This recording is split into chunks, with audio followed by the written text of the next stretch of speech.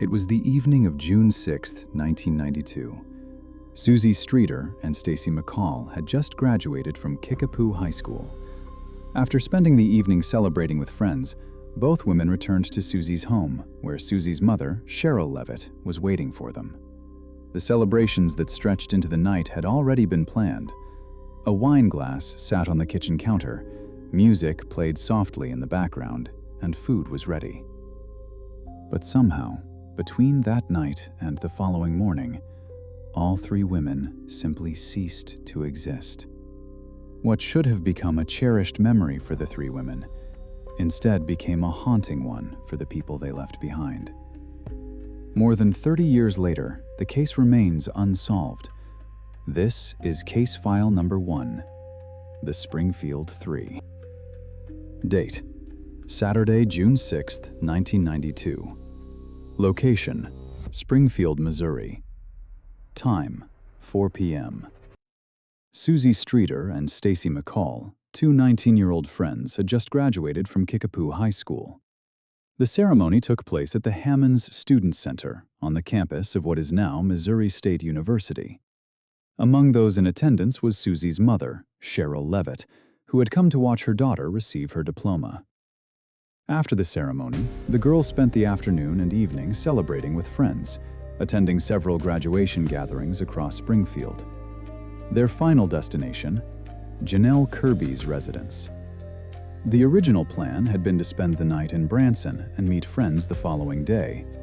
However, sometime during the evening, Stacy called her mother to let her know the Branson trip had been canceled. Instead, the group planned to meet the next morning and spend the day at Whitewater, a nearby water park.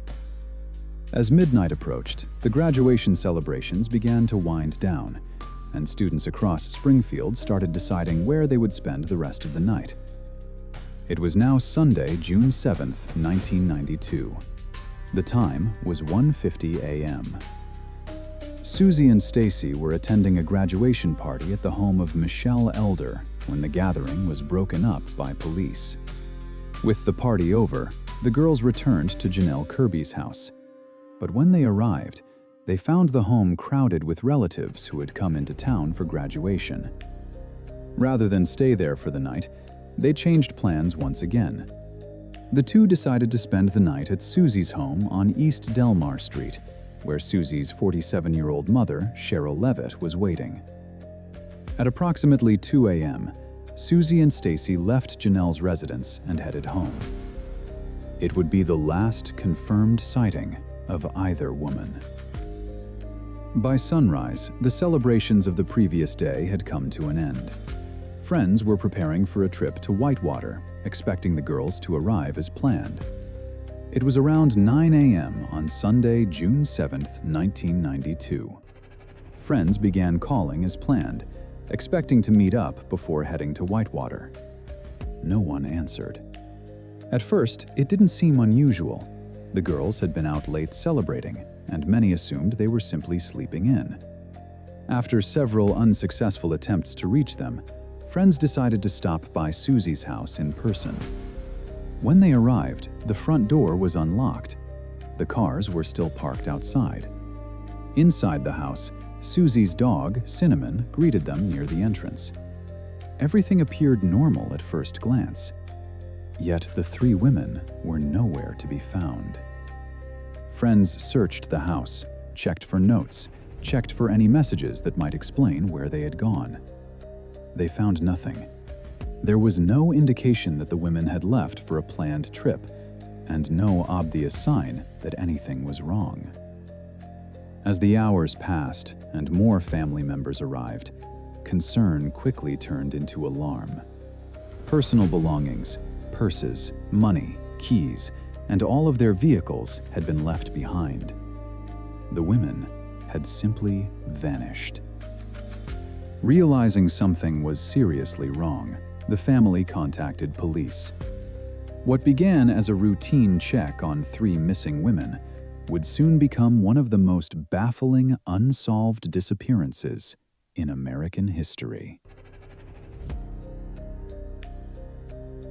The investigation began almost immediately, and almost immediately investigators encountered a problem. The house on East Delmar Street had not been preserved as a crime scene. Before police arrived, worried friends and family had entered the residence looking for answers. Some cleaned up broken glass from the front porch. Others moved through the house, checking rooms, answering phone calls, searching for clues. Investigators would later estimate that between 10 and 20 people had entered the home before it was formally examined. Any evidence that might have existed had potentially been disturbed. Still, detectives began piecing together the events of the previous night. Inside the house, nearly everything the women would have needed had been left behind.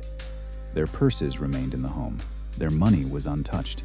Keys, cigarettes, medication, driver's licenses, and all 3 vehicles were still there. Even Cinnamon, Sherrill Levitt's small Yorkshire Terrier, was still there. There were no obvious signs that anyone had planned to leave. Police also noted several unusual details. The porch light outside had been shattered, although whether it was connected to the disappearance remains unknown. Sherrill's bed appeared to have been slept in, and a bent window blind caught investigators' attention. Beyond that, there were no clear signs of a struggle. When investigators canvassed the neighborhood, other problems emerged. No witnesses came forward to report seeing anything unusual on East Delmar Street that night. No one reported hearing screams. No one reported a disturbance. On a quiet residential street during the early hours of a Sunday morning, whatever happened to those 3 women appeared to have happened without drawing attention. Detectives interviewed friends, family members, neighbors, co-workers, and acquaintances. They examined relationships, personal histories, anyone who might have had a connection to the women. Nothing concrete emerged. No suspect was identified. No arrests were made. One of the most intriguing details involved a series of phone calls connected to the house. When friends first arrived at the residence that morning, they reportedly received several disturbing calls. The caller never identified himself, and the calls ended almost as quickly as they began.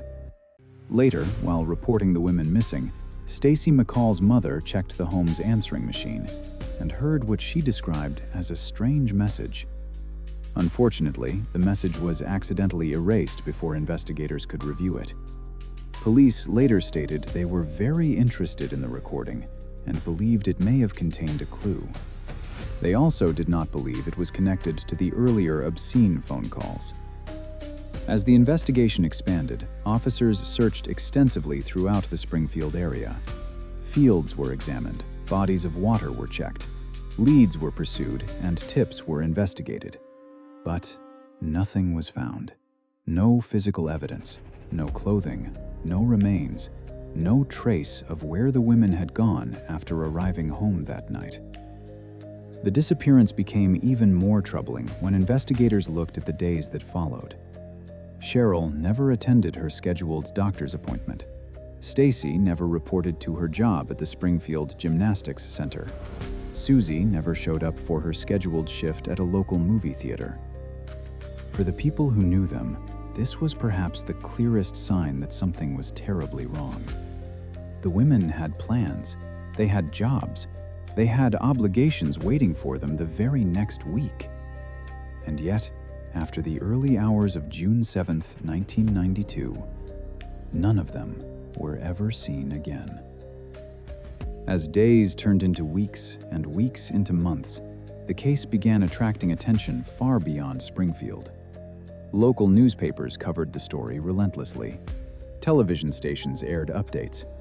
National programs featured the disappearance, hoping publicity might generate new leads. Tips continued to arrive. Investigators continued to follow them. But each promising lead ended the same way, with more questions than answers. And beneath every theory, every suspect, and every rumor remained one unsettling fact. 3 women had returned home after a graduation celebration, and by morning, they were gone. And more than 3 decades later, no one knows exactly what happened to them.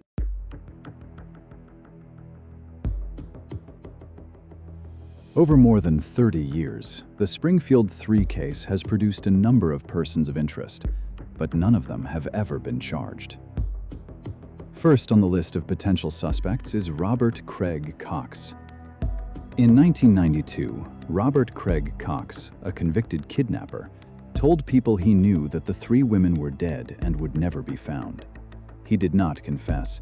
He did not provide details that only a perpetrator would know. But he said, with apparent certainty, that the women were dead and that their bodies would never be recovered. Cox was later convicted of murder in an unrelated case in Texas. Over the years, investigators and journalists have pressed him on the Springfield Three. He has acknowledged making those statements. He has never explained how he knew or claimed to know what he said he knew. Robert Craig Cox has never been charged in connection with the disappearance of the Springfield Three, but his comments remain one of the most chilling loose threads in this entire case. Second on the list of possible suspects is Michael Clay. Michael Clay was a boyfriend of Suzie Streeter's at the time of her disappearance. He was interviewed by investigators. He was never charged with anything. His name has appeared in public discussions of the case over the years. It is important to be clear, no evidence has been presented publicly that places him at the scene or links him to the disappearance. He has denied any involvement. And lastly, the driveway suspect. A neighbor reported seeing an unfamiliar vehicle near the house on the night of the disappearance. This lead was pursued. It was never resolved. The vehicle was never identified. Now, as for the evidence, first is the answering machine message. As family members and friends gathered at the house on June 7th, concern quickly turned into panic. Calls to the women went unanswered, and no one could explain where they had gone.